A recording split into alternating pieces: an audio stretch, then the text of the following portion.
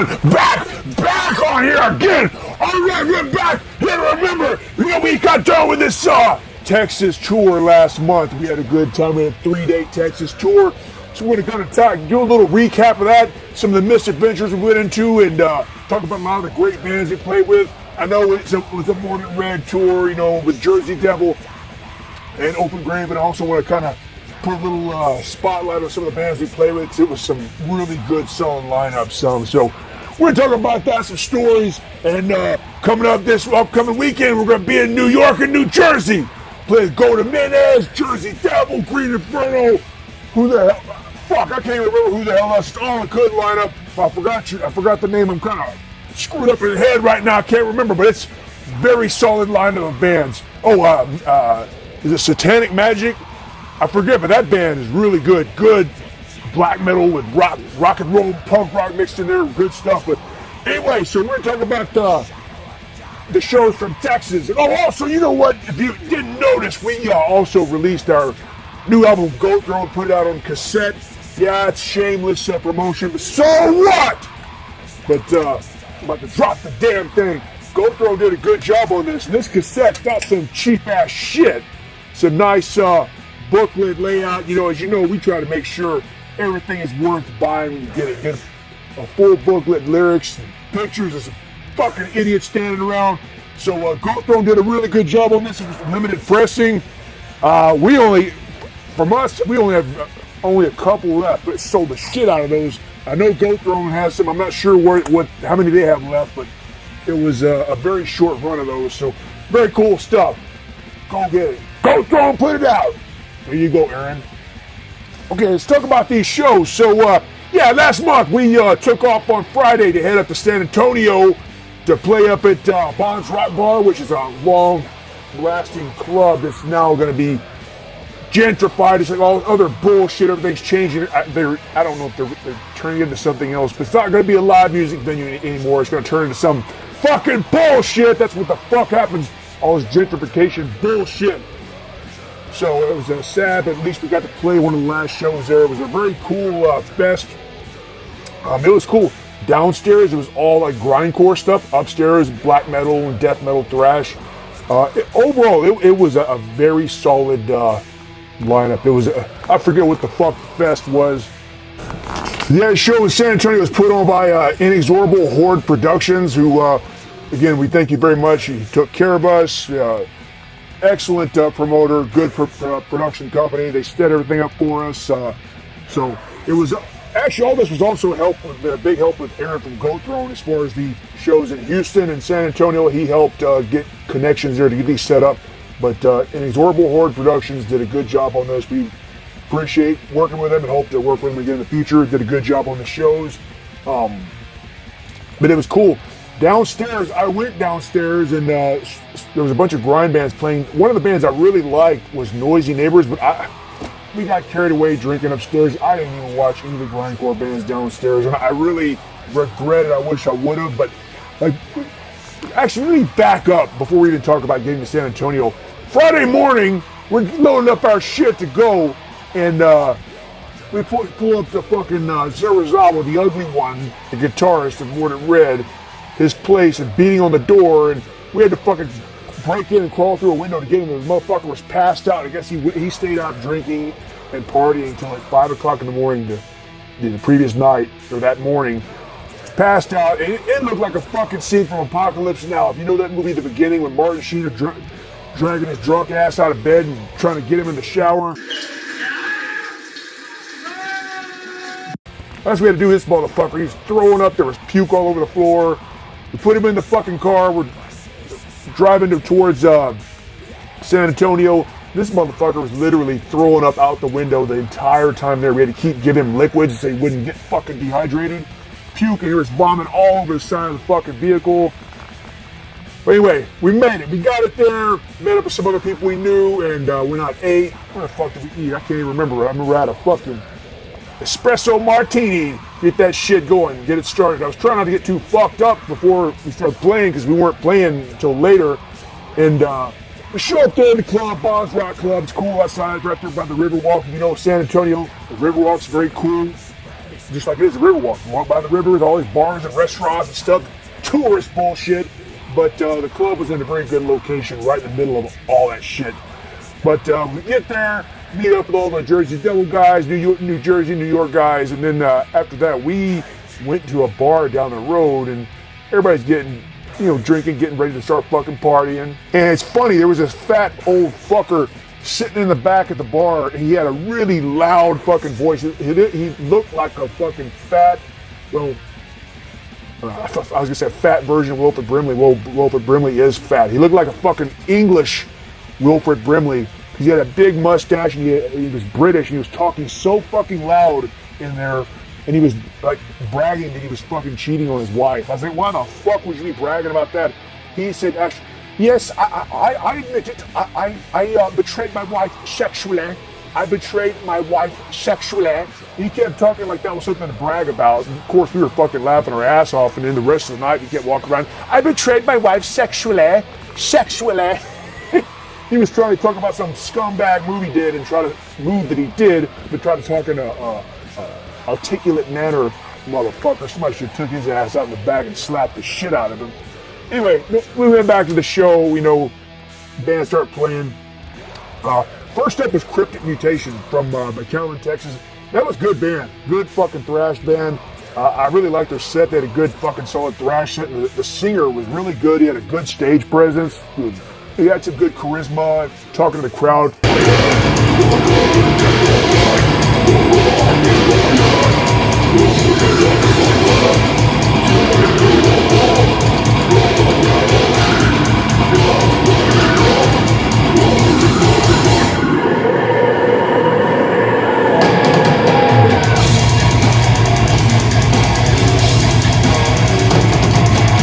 It's always like that kind of shit. They had a presence on stage, and they're pretty good. I mean, honestly, I hadn't heard of them before, but now I checked them out. They started in 2019. They got a couple of singles. They came out with a full length. They're on the Redefining Darkness Records from Ohio, which is a pretty respectable label. They put out a lot of shit, so it's cool they got a release on that. But Cryptic Mutation, really good, solid thrash shit.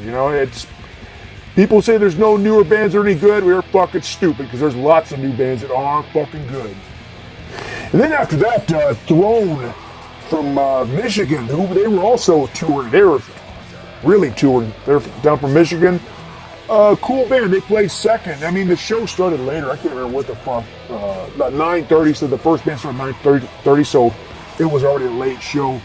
But Throne played really cool. I guess they consider themselves melodic death metal or some shit like that, but I thought they had more of a blackened death metal sound. I enjoyed it. I thought it was pretty fucking good, solid set. And they got a full length out, I believe. But good stuff. I really liked there was it was death metal, but it had a very black metal tinged to it. If you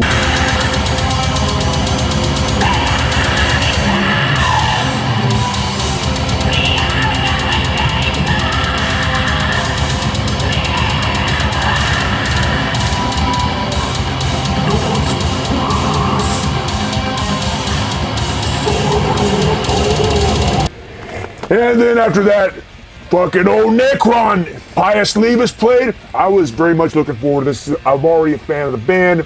I know Necron had posted up they're coming out with a new release soon, and they played an advanced track. Sounds fucking great. And I saw them live, and I was not disappointed. Actually, I really liked their last release. I think it was the actual last release was a split LP with Omega Vortex, and that's a damn good release. But seeing them live, they were even better live, you ask me.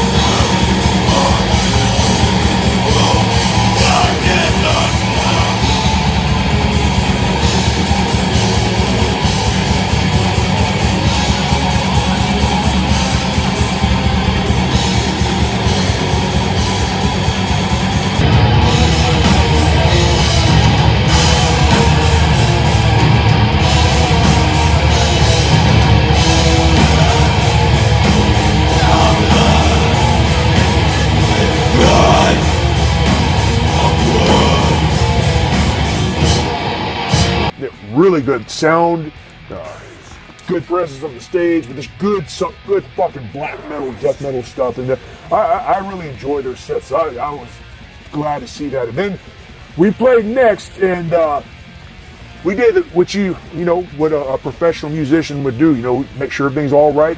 You walk up there, didn't even test the level, just start fucking yelling and playing. Yeah, it was real fucking smart. And everybody had already been drinking already, so if we were sober, we probably thought, okay, hey, let's kind of make sure we hear all the levels in the PA and the monitors, make sure we can hear everything. No, fuck no. Walked up there, all right, motherfuckers, and just went right into fucking 15 winners and started playing. And I was laughing as we were playing. I couldn't hear shit. All I could hear was the drums, and I couldn't hear my voice at all. What the fuck is that?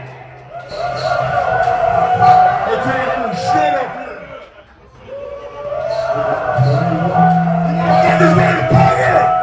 here. Whatever, it was fucking fun. We had a good time. The crowd was into it. Fucking rowdy crowd. Got in the fucking pit, slammed some motherfuckers around, met some cool people. On the way here, this motherfucker was throwing up out the fucking window. All fucking way here. Fucking puked all over his fucking self.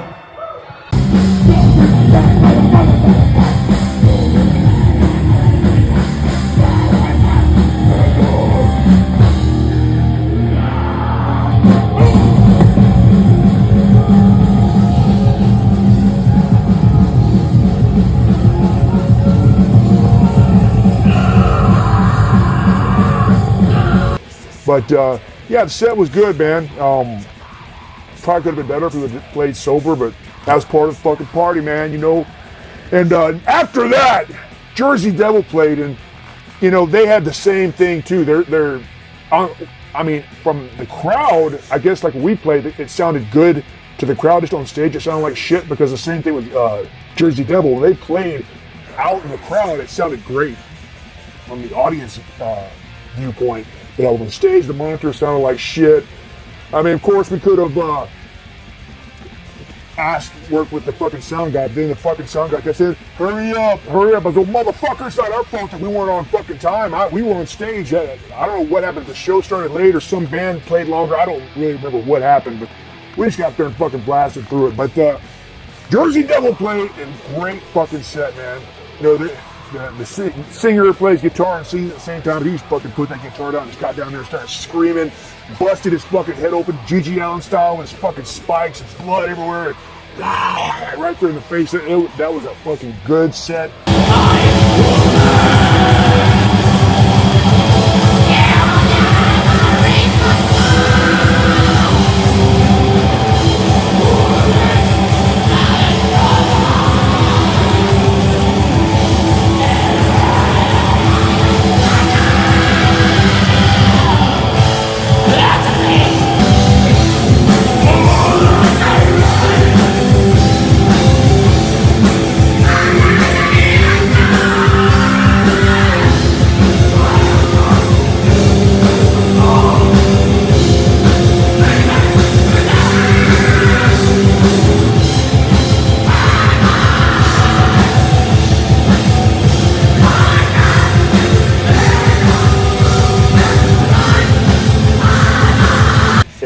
That there was a couple of pictures taken of him up front with that blood on his face. That's some iconic shit.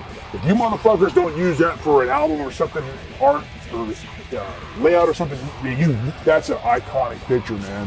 But yeah, good stuff, And after the fact, they played, we hung out with a few people, sold a bunch of fucking merch and shit. Hey, everybody bought shit. We appreciate it, because we sold a shitload of stuff there. So we really appreciate it. Everything, all the cool people we met. I don't remember everybody's name. Sorry, but a lot of fun. And then we hauled ass and left there. It's crazy, fucking all the New Jersey motherfuckers. They got in their van and hauled ass to halfway to the next show up in Dallas. And we had a hotel, stayed right there. It was a pretty nice hotel. I forget what the fuck it was. It was a nice hotel, got a good night's sleep, got up in the morning, some of these other motherfuckers are all hungover and went ate fucking Cracker Barrel, real fucking classic bullshit, goddamn cookie cutter crap, chain restaurant bullshit. I hate that, but that's all that was around there by the hotels. We went, ate there, and then